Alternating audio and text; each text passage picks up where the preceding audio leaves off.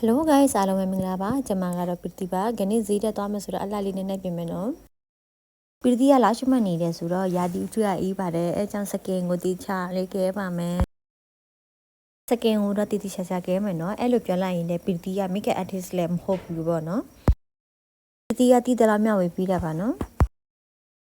ပီတီက final look ကိုမရှိဘဲနဲ့ဒီဗီဒီယိုကိုဆက်ပြီးမလုပ်လိုက်ပါနဲ့နော်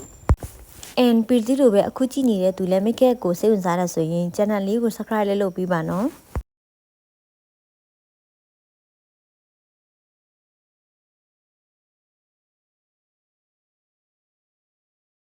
ဒီ look လေးကိုနှစ်သက်ရဆိုရင်လည်းပီတီကအသေးစိတ်တင်ပြမယ်နော်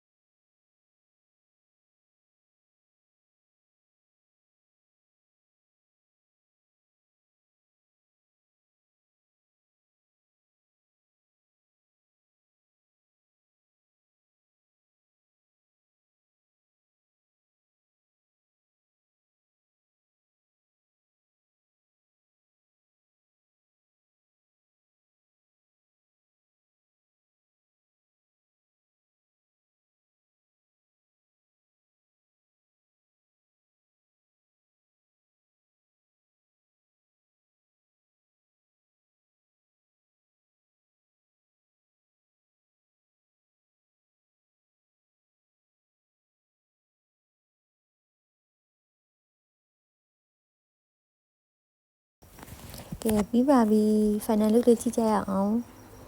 လာရှင်